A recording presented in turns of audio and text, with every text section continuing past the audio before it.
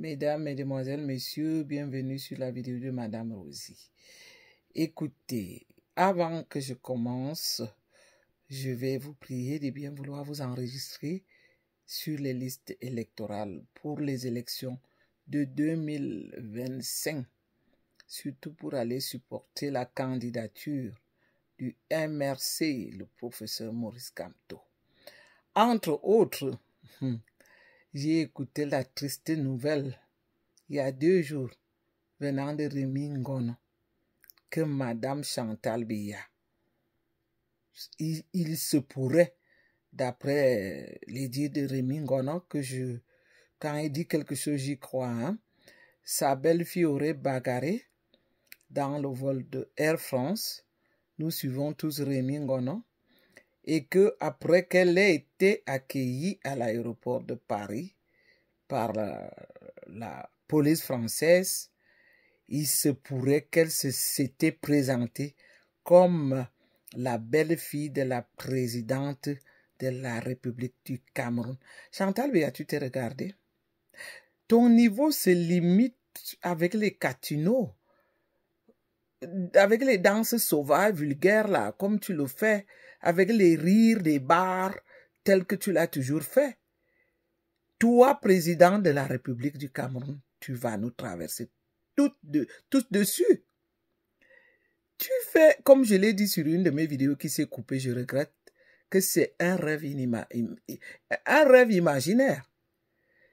Avec tous nos brillants fils là, comme le docteur Mono et tous ceux qui brillent sur les plateaux là, pendant qu'ils n'ont même pas l'intention de se présenter comme président. Toi, la reine des idiotes, qui sait seulement parler de champagne, manger l'argent du peuple, s'acheter des bijoux. Et entre-temps, j'avertis à ses défenseurs que si Chantal Biya a permis qu'on enferme les mamans qui ont accouché les citoyens camerounais de demain, si elle a permis, parce qu'elle était au Cameroun, elle ne va pas nous dire qu'elle n'était pas là, si elle a permis qu'un village entier comme Garbou ait été brûlé avec des mamans, des femmes enceintes et des enfants, si Chantal Biya a permis qu'on éventre, parce que le fait qu'elle ignore les problèmes des femmes, qu'on éventre Monica Koumaté, en cas qu'on a l'impression d'oublier. Cette femme-là, je me demande, est-ce qu'elle prend aussi les stupéfiants comme sa belle-fille? Parce que qui s'assemble se ressemble. Hein? On peut faire comme ça que la femme-là, elle-même est dans les stupéfiants.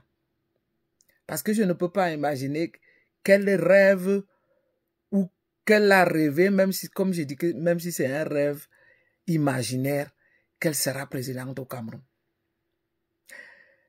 Ça, c'est une chose, un cas, que je voulais vous signaler que nous avons appris la triste nouvelle. Parce que c'est ça qui m'a même fait que je m'habille en gris. Même qu'il fait déjà beau, que c'est l'été. Là, c'est la triste nouvelle que madame les perruques de 50 ou 100 cm là, que sa belle-fille l'aurait présentée comme présidente.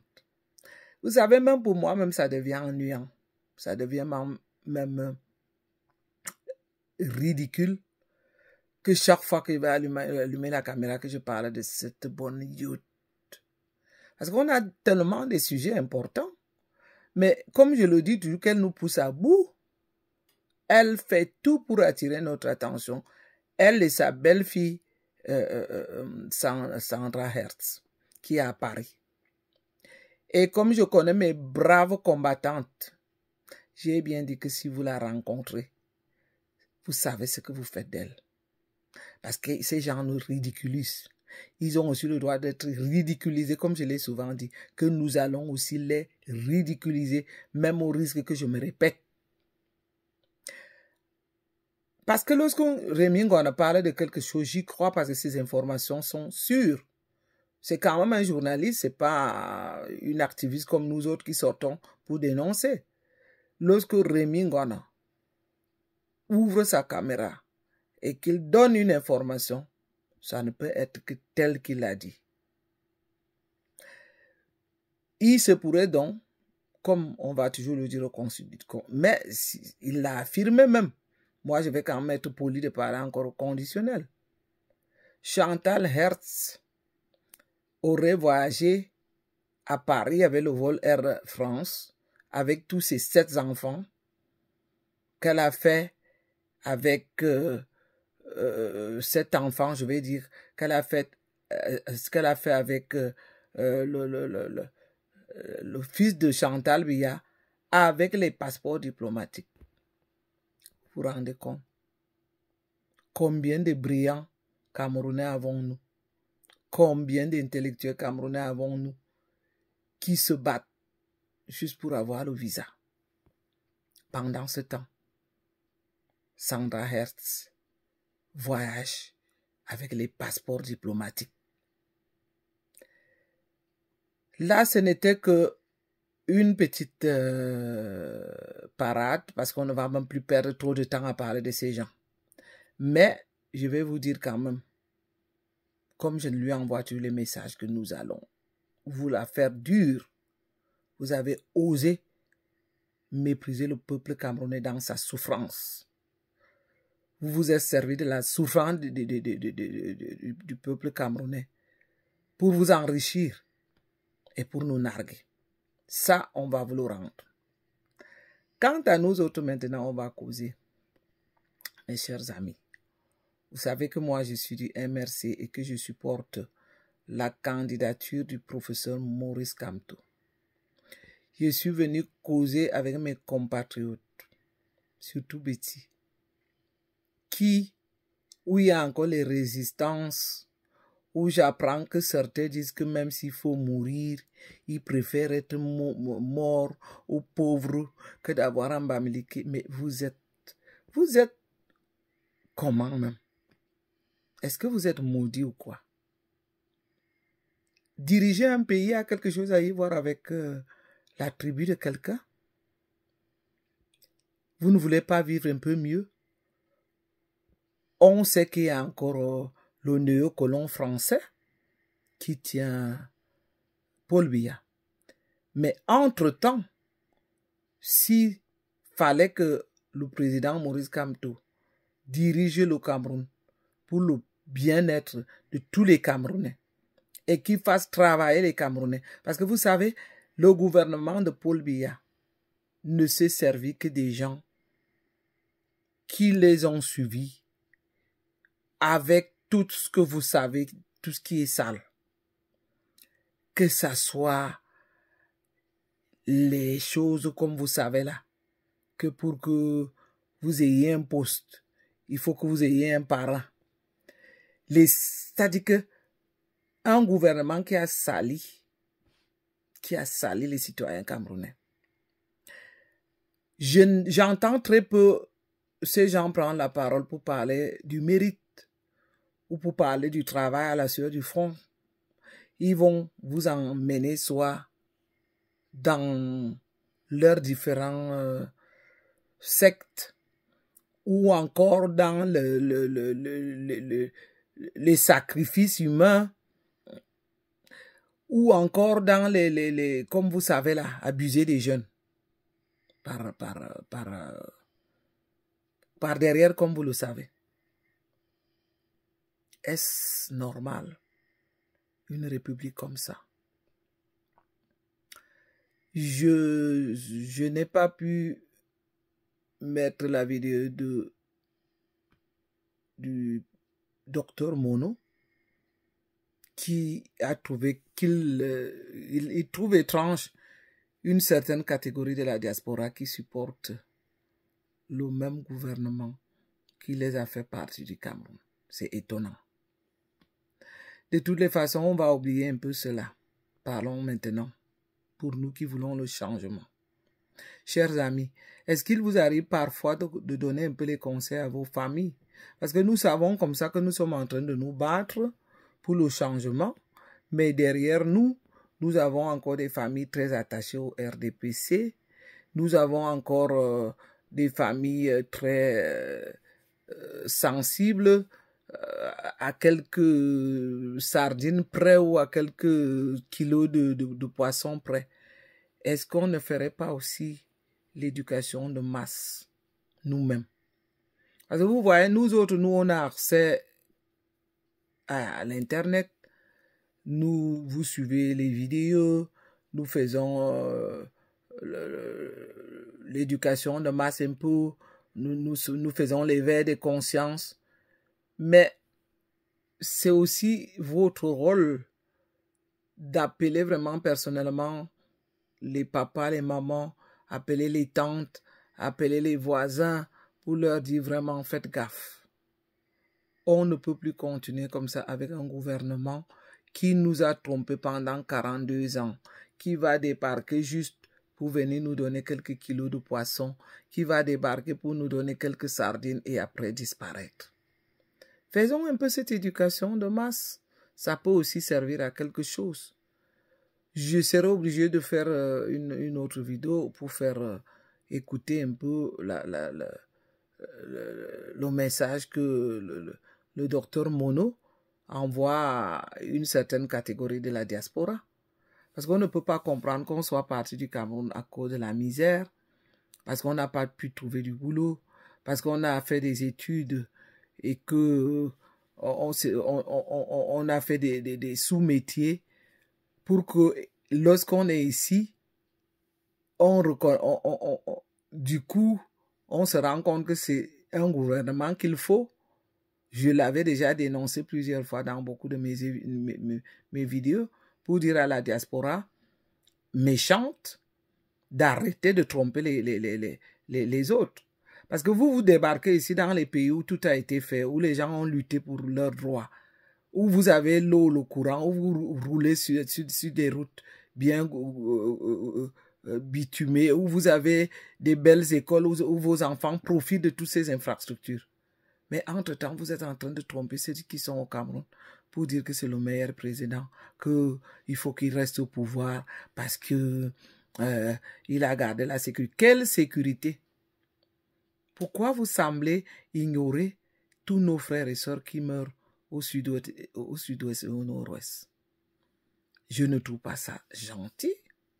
Vous savez, ce qui arrive au nord-ouest et au sud-ouest aujourd'hui, ça peut nous tomber dessus un jour. Donc, il faut qu'on arrête de penser que Paul Biya a apporté la paix. Et sans oublier qu'au nord, beaucoup de nos confrères meurent pour Boko Haram est installé là.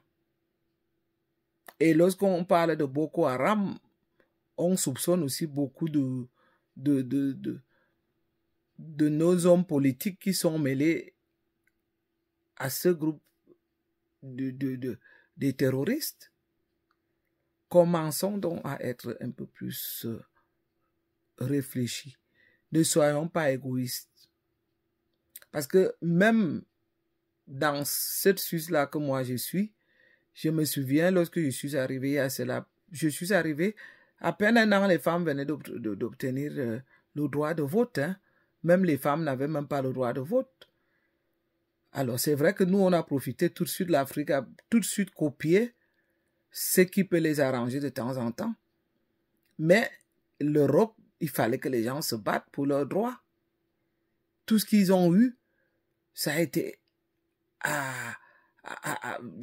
au prix du sang, parfois jusqu'à perdre les vies humaines pour que certaines lois soient établies et respectées. Nous ne pouvons pas avoir à profiter de toutes les infrastructures européennes et tromper les gens au pays que tout va bien. Rien ne va dans ce pays-là. Le Cameroun s'enfonce de plus en plus. Commençons donc à parler avec nos frères et sœurs. J'ai pris la peine l'autre fois d'expliquer les raisons pour lesquelles je trouve que le professeur Maurice Kamto est le meilleur candidat. Tout simplement parce qu'il est incorruptible. On peut déjà faire confiance à quelqu'un qui est incorruptible.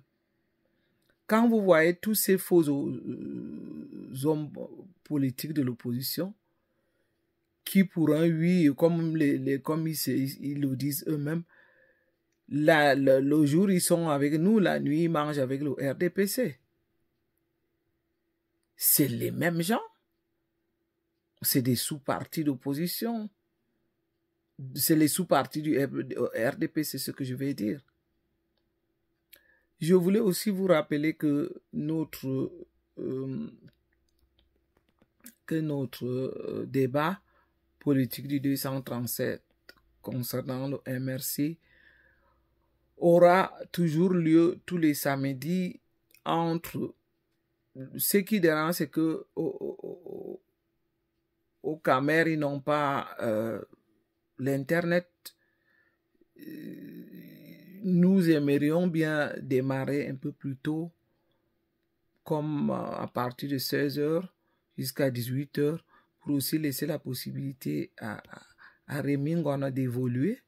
Malheureusement, c'est tout compliqué parce que on l'a remarqué l'autre fois que beaucoup de gens se sont connectés et entre-temps, l'Internet s'est coupé. Parce qu'il n'y avait pas de connexion. On avait démarré un live. Et pour les nombreux gagnants, ne vous en faites pas. Le tirage au sort sera fait. Ceux qui ont fait un jeu de réponse aux questions, on va prendre la peine, on va prendre le soin de... Oh là là, vraiment, j'étais tout à fait à côté depuis que je parlais. On va prendre la peine donc de faire un tirage au sort devant tout le monde. Et puis, les heureux gagnants vont bénéficier de soit d'une nuit ou d'un week-end à l'hôtel Atamas au Cameroun, à Yaoundé, Cameroun. Si c'est des gagnants de la diaspora, on peut toujours attendre lorsqu'ils seront de passage au Cameroun. Et puis, ou alors, ils peuvent aussi faire cadeau à ceux qui sont déjà résidents sur place. Voilà un peu ce que j'avais à vous dire ce soir. Et je voulais aussi vous dire que ma chaîne est très restreinte en ce moment. Je l'ai annoncé sur une de mes vidéos. Pour mes nouveaux abonnés, veuillez enclencher votre cloche de notification, likez et encouragez-moi à partager les vidéos pour que notre communauté puisse s'agrandir. Alors, nous n'allons pas durer plus que ça. À bientôt. Bye bye.